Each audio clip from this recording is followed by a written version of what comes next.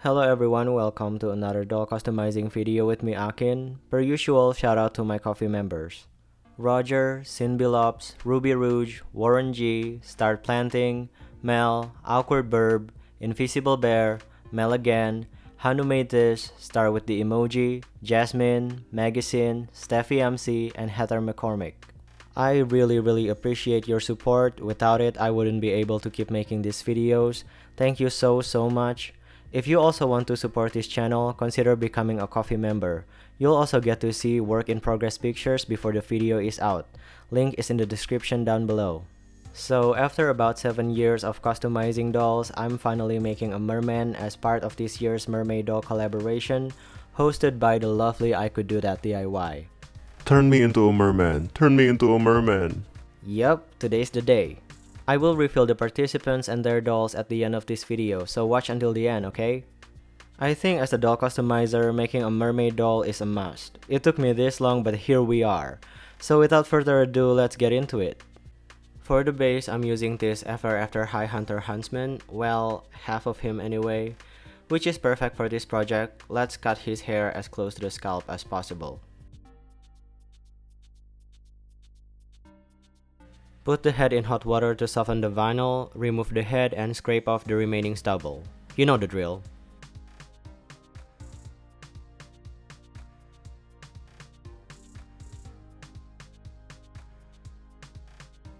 The hot water also loosened the glue that holds the flocking, so I submerged the head again before scraping off the flocking. Then with pure acetone, I erased the factory paint, and it's also effective to really clean the excess glue on the sides of the head. I want to try head shrinking again, so I put the head in a glass jar, fill it with pure acetone, close the lid, and leave it there for 2 hours.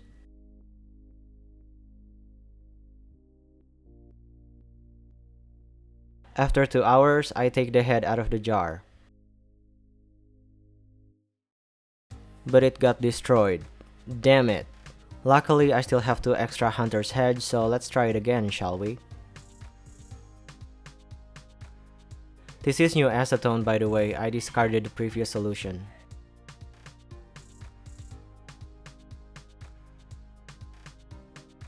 This looks better than the first attempt. Let's set it aside to dry. Let's work on the body. I want to add a torso joint because I think every mermaid doll deserves a torso joint. Here I'm marking where the upper and bottom torso would be separated. Then I bust out the rotary tool to do the cutting.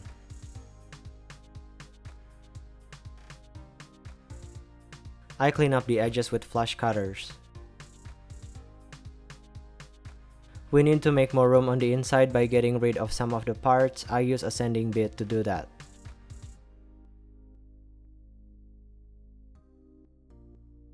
These are the before and after pictures. As you can see, I also thinned down the walls. Hopefully by doing this, the lower torso will have enough room to move around, making the torso joint work as well as it possibly can. Here I'm drilling holes in both the upper and lower torsos like so.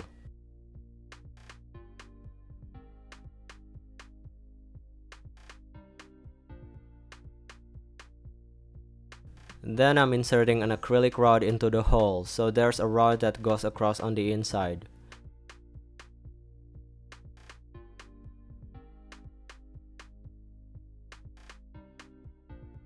I set the rods in place with drops of super glue. Here I'm applying epoxy around the bases of the rod to act as limiters.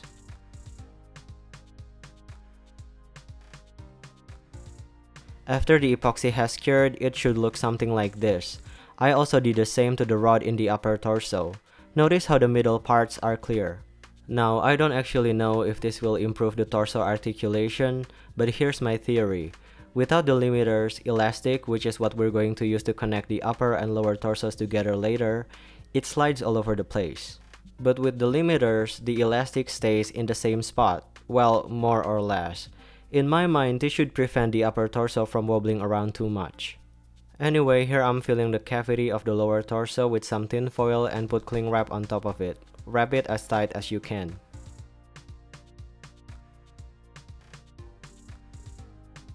Then apply epoxy on it, basically making a lid for the lower torso.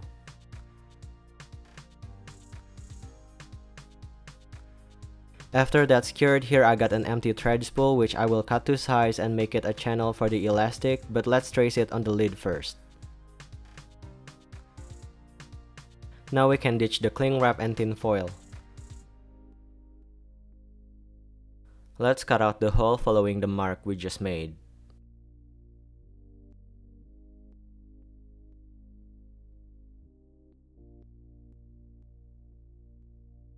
Then I super glue the thread spool around the hole. I apply epoxy around it as well to make sure it won't come off. I also build up epoxy around the inner mouth of the lower torso. It's gonna be like the seat for the lid. After the epoxy has cured, we can super glue the lid to the lower torso. I also put a bit of epoxy between the two parts that will get mushed, making the bond between them stronger.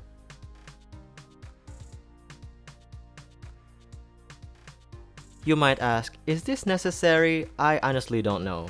But I think the elastic should have enough room to move around, but at the same time not too much it would go off its axis. I hope you understand what I'm saying. So hopefully by doing all this, help with that. Though again, I'm not entirely sure. Here I'm applying thin layers of epoxy on the gap, making the lower torso and the lid look seamless.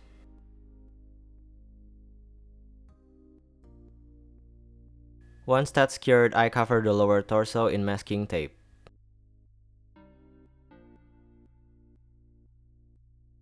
Let's attach the upper torso. Finally, we're moving on to another part.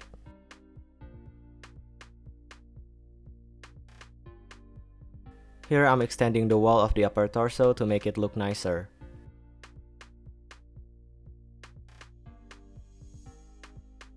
After that's cured, we can ditch the masking tape. It was just a barrier anyway. The upper torso is stuck. No movement at all. Let's fix it. I start by trimming and reshaping the edges.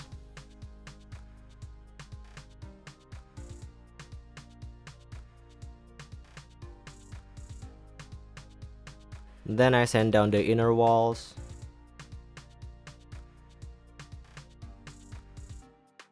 I also do the same to the lower torso.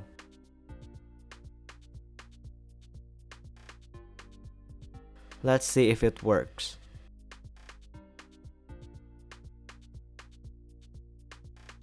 Yeah, we got some movement, but the upper torso sinks a little too low. Yet another problem we have to fix. It's not exactly a serious problem. To fix it, I'm adding more epoxy on the lower torso to make the lid taller. What would you call this part? Cause lid doesn't sound exactly right.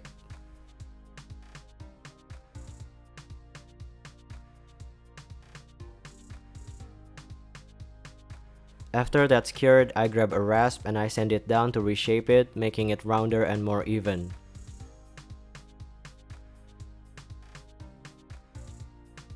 Let's test it out. Now we're talking. Technical sculpting like this requires a lot of trials and errors and readjustments, and the results won't even be perfect because my hands are machines. But when I have the time and will, I do like exploring this. Now that we got the torso joint to work, we can do cosmetic sculpting. I start by roughening the surface with some sandpapers. With an X-Acto knife, I clean up the seam lines and widening the gaps of the arm sockets. Then I put the torso back together. Then I mark placements for the pecs and abs. I'm gonna make him more built, per usual. I separate the torso again. Now we can actually start the cosmetic sculpting. I start with the pecs.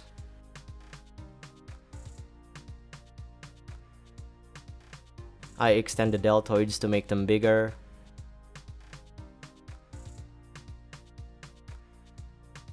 Add more material to the biceps.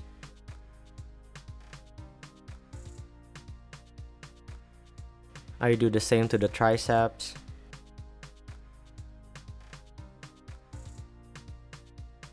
Make the forearms bigger as well to balance the overall proportion.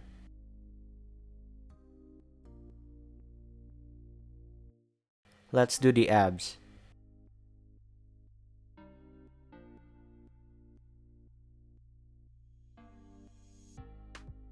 Then the obliques.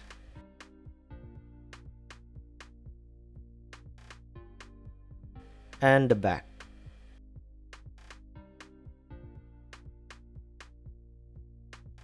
We're done sculpting the muscles, so I put the torso together again to make sure all the additions we just did doesn't interfere with the torso joint. And it doesn't. Good. Here I'm getting rid of the legs. I kept them until now because I needed them to make the lower torso able to sit up while waiting for the epoxy to cure. But we don't have to do that anymore, so off they come.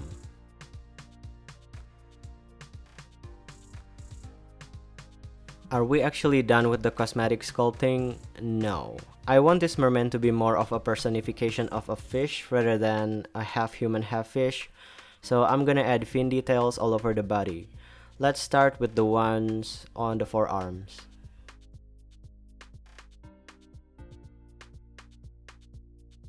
For now, we're just blocking out the general shapes of the fins.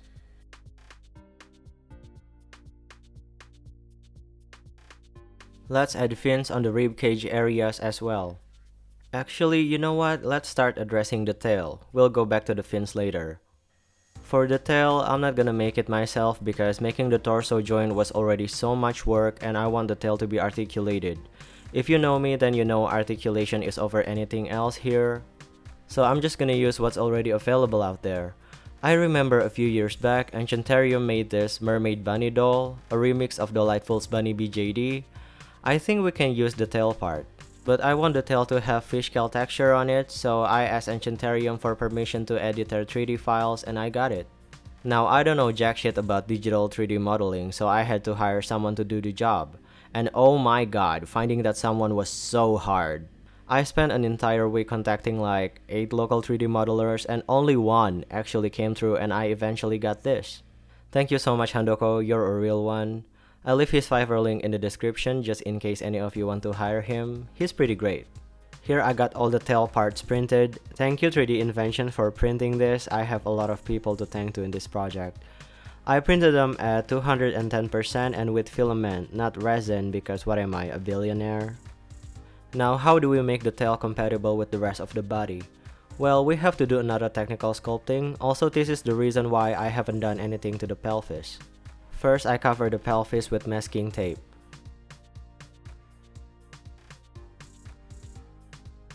Then I trace the outline.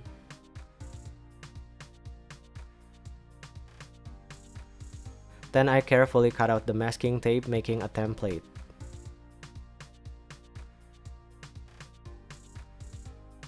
I place the template on the first part of the tail and trace the outline.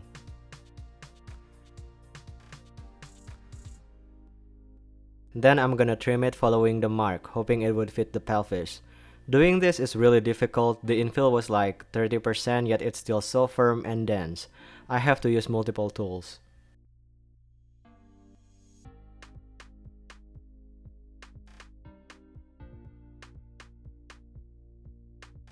And nope, it doesn't match the pelvis and it's not working.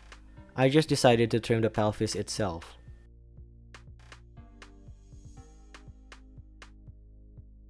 I make the bottom as round as I can.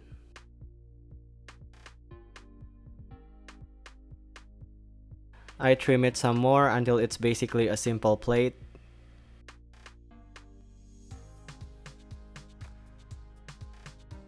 Sand down the sides to make them nice and flat.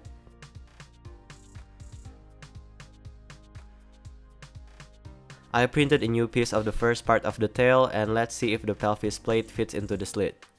This should do. I knew this would work but I didn't want to do it at first because it's not the look that I prefer. But well, sometimes you gotta sacrifice look for function. I grab the tail fin and I drill holes that are perpendicular to its slit.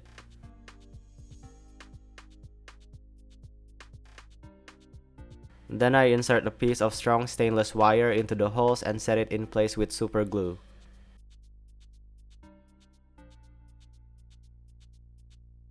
I drill a hole in the pelvis plate that's big enough for the elastic.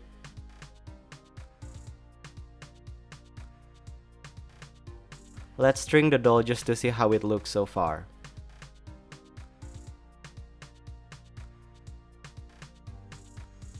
Looks alright. Here I'm making the pelvis look presentable again by covering the gaps and rough edges.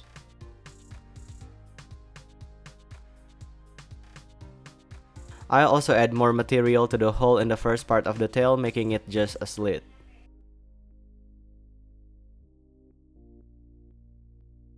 Sand down those parts to make sure they still fit each other.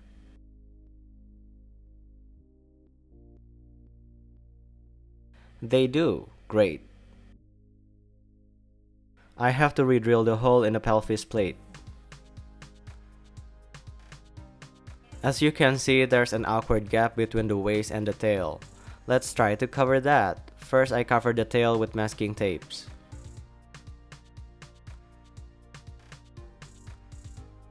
Then I attach the lower torso by using a keychain ring to hold it in place.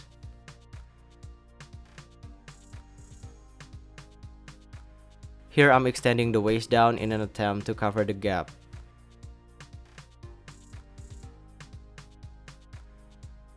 Make adjustments to make the pelvis joint work as well as it can.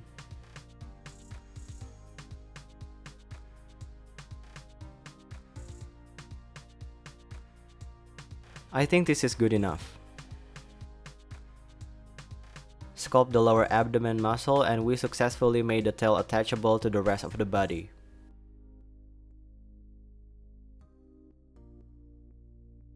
Now we can go back to sculpting the fins, more of them. Here I'm doing it on the pecs.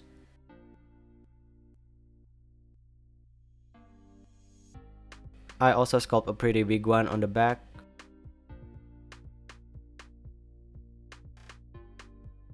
Add some to the pelvis and waist areas for more cohesiveness.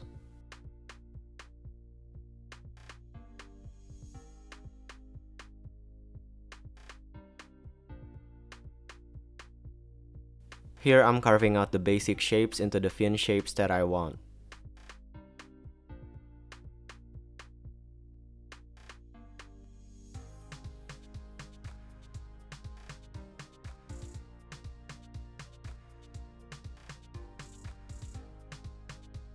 I sculpt more details to make them really look like fishy parts.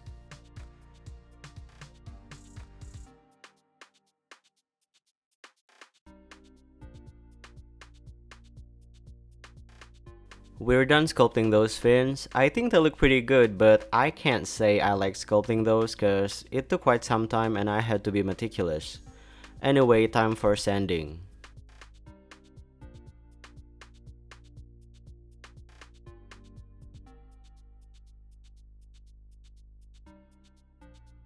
Now we're gonna try to dye the doll using some polyester dye in the color lavender. Yes, he's gonna be purple. Well, just the flesh parts.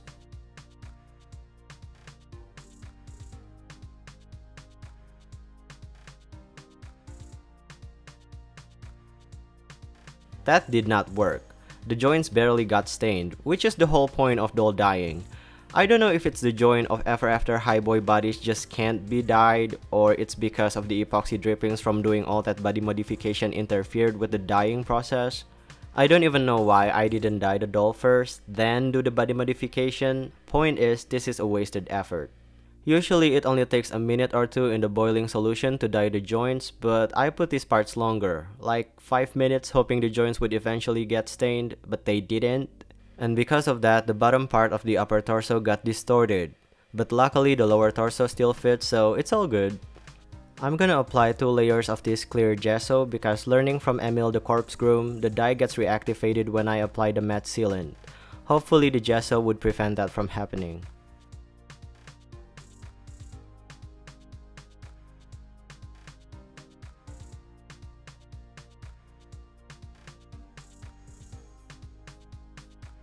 The gesso has dried and I already mixed purple, blue, and green paint, so let's paint the body.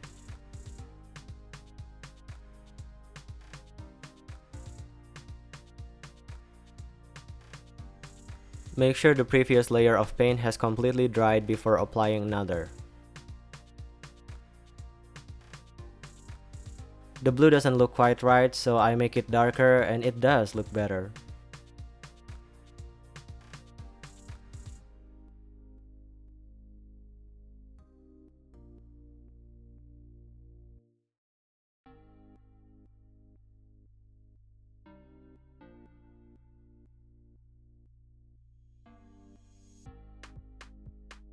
Here I'm painting the fin's combination of blue and green to match the tail.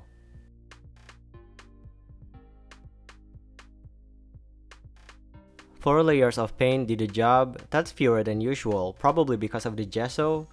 Then I'm gonna spray all these parts with 2 layers of matte sealant to protect the paint. As you can see, the dye still seeped through all the layers of gesso and paint. How did this happen? I don't know, dude. Do I look like a chemist to you? Anyway, let's do body blushing with soft pastels.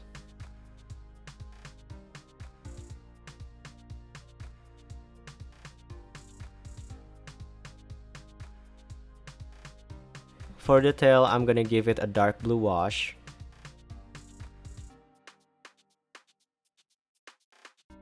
Then I paint the edges of every scale a lighter color.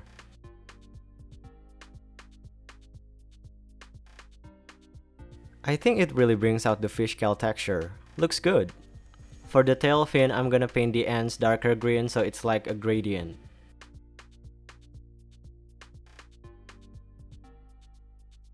Looks like bok choy.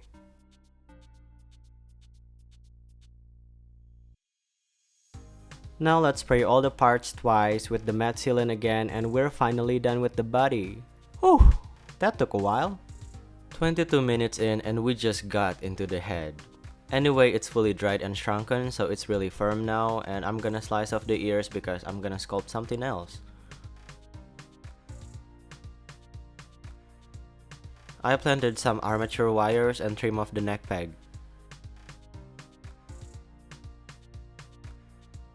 Put the head in hot water to re-soften the vinyl before trying to put it back onto the body. Keep trying. I even cut out a big hole in the scalp hoping it would make it possible to put the head back on because it worked for Kogoro. But nope, the head imploded now. Let's just use the last spare head. Dyeing the body didn't work, shrinking the head didn't work. This project is kinda wasteful. And because of this, I don't know if I'll ever try head shrinking again. I prepped the head already without shrinking it, cut off the ears and plant the armature wires.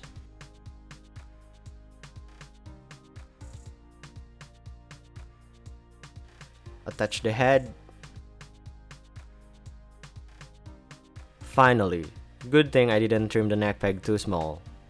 I covered the body in a plastic bag and trimmed the armature wires because they're obviously too long. Then I sculpt his new ears. They're gonna be yet another pair of fins.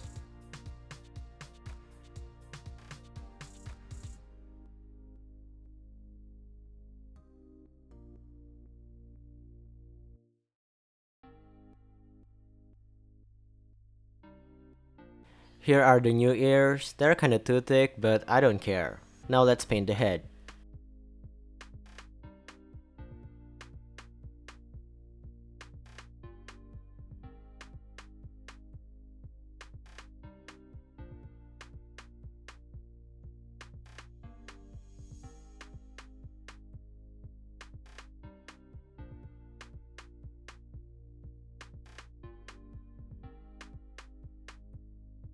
It took 5 layers of paint, now we paint the ears.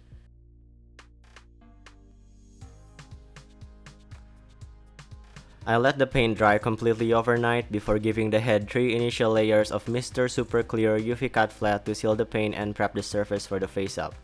Let's start with initial blushing so the face won't look so flat anymore.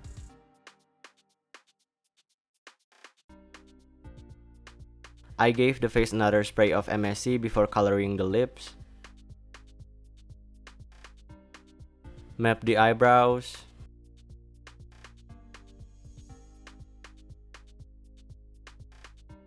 Then I sketch the eyes with watercolor pencils.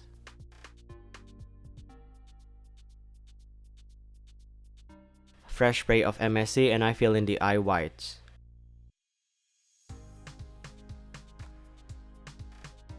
Here I'm sketching the irises. Let's give him yellow eyes.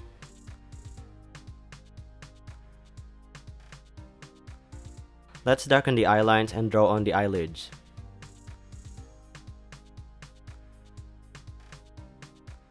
I applied another layer of MSC and now we can start building up the opacity.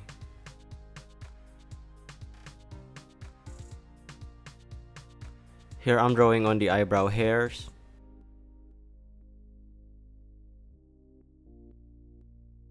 And the pupils as well.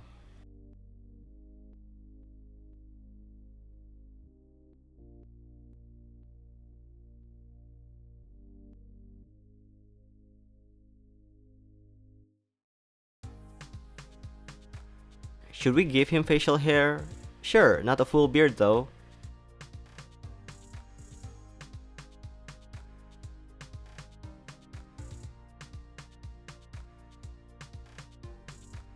Fish's eyes are glimmery and I want to mimic that effect, so here I'm painting the lighter parts of the irises gold.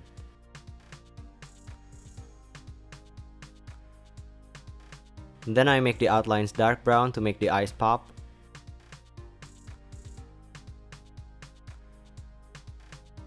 Let's dot on the eye shines.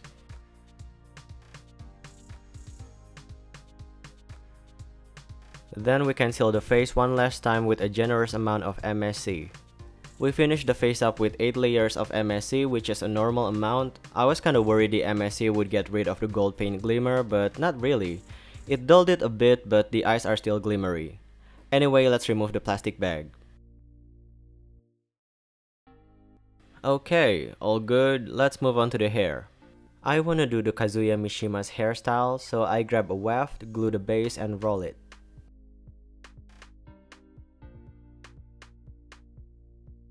Then I glue that roll of weft on the center of the crown.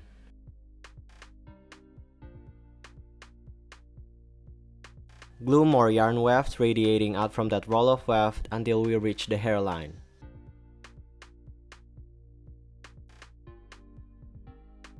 It should look something like this. Then I apply some glue that dries clear like PVA glue on the hairline.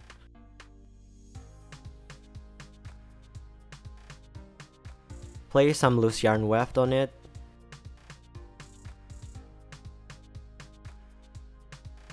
Apply more glue on top. Be mindful of the amount. You don't want to apply too much glue.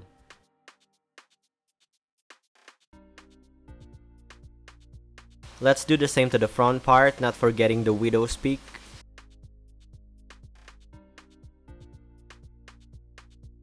You will most likely get some strands glued down in the wrong place. To fix that, just wet a Q-tip and shift them away.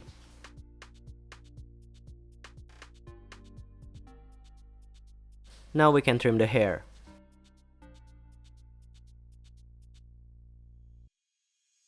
Do some fine tuning.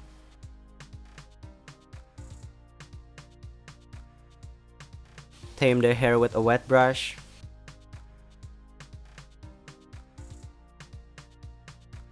Set the hairstyle permanently with some watered down glue.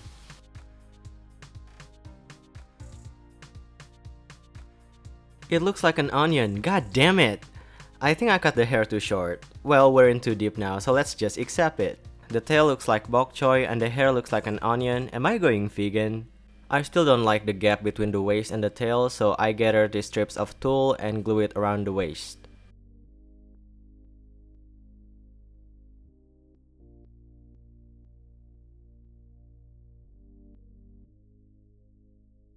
Then I trim it into a more defined shape.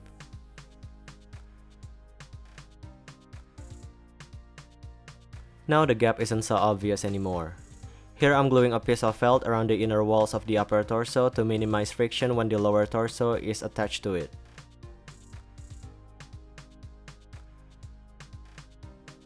Finally, we can string all the parts together and call it a doll.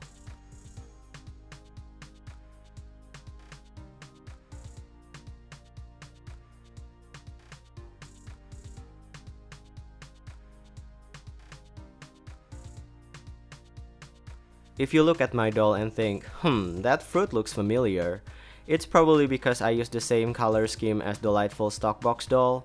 What can I say, it looks nice. Thank you Delightful for being a gift that keeps on giving. And I know it's on the nose since both of them are mermaids, merpeople, but I approach my doll completely different than hers. I think I deserve credit for at least that.